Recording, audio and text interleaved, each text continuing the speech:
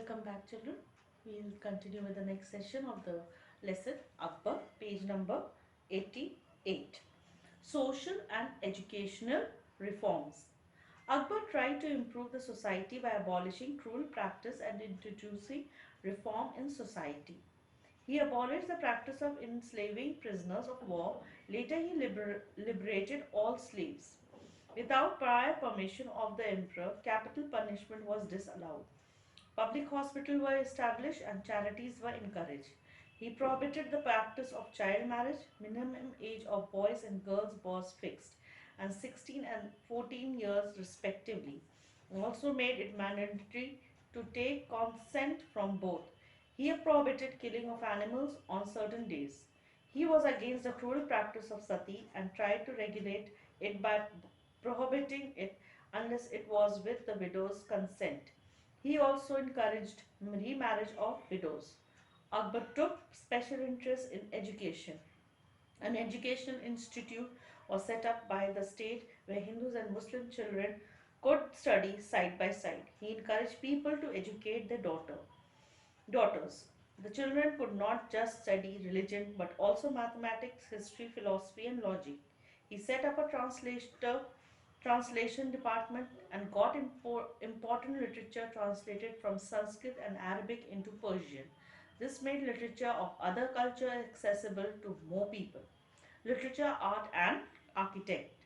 Akbar was illiterate, yet had a personal library of thousands of books on varied subjects. The language of the court was Persian, and many outstanding works of literature in Persia were produced during this time. Brother Abu Fazi and Abu Fazl were the notable poet and scholar respectively. Abu Fazl's most important work were Akbar's biography, Akbarnama and Ani-e-Akbari, an administrative report on Akbar's reign. Fazi was poet laureate of Akbar's court, who was one of his nine gems. Many translation work of Sanskrit, Turkish, Persian, and Greek languages were also undertaken during this period. The Mughal period was a good time for Hindu poetry too. Famous poet Tulsidas and Surdas belonged to the period. Ramcharitmanas and Vinay Vinaya Patrika, Tulsidas, and Sur Sagar Surdas are the most important work produced during this time. Humayun founded the Mughal school of painting under the master painter Mir Sayyid Ali and Khwaja Abdul Samad. It was properly organized under Akbar and it flourished with more than 100 painters who were patronized by the emperor. The Persian and Hindu artists together created a fusion and a distinct style of Mughal art. They specialized in painting and book illustration. The architecture of the Akbar period is characterized by elegance and decorative works. The best example are Agra Fort and Fatehpur Sikri. The Agra Fort is an imposing building of sandstone and the main entrance called Delhi Gate has white marble inlay work. The most expressive building in the city of Sikri are Jodhabai's palace, Diwane Khas, and Birbal's palace. Akbar's nine gems.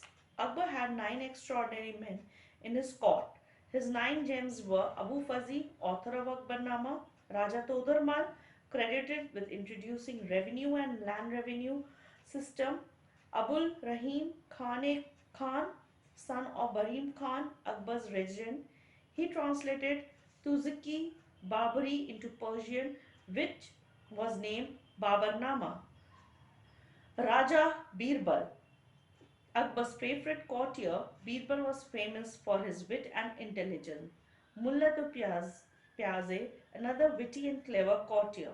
Fazi, poet laureate, his work Taba Shari al-Shub is a collection of 100 ghazal, rubia and elegiacy. Fakire Arzu Din, he was a mystic and advised Akbar on religious matter. Tansen, he was a composer, vocalist and a musician. He is credited with creation of many new rags. Raja Man Singh, one of Akbar's most famous trusted generals. So children, here we end this lesson, Akbar. We'll see this in the next session of our history lesson with, we will be back soon. So children, thank you very much.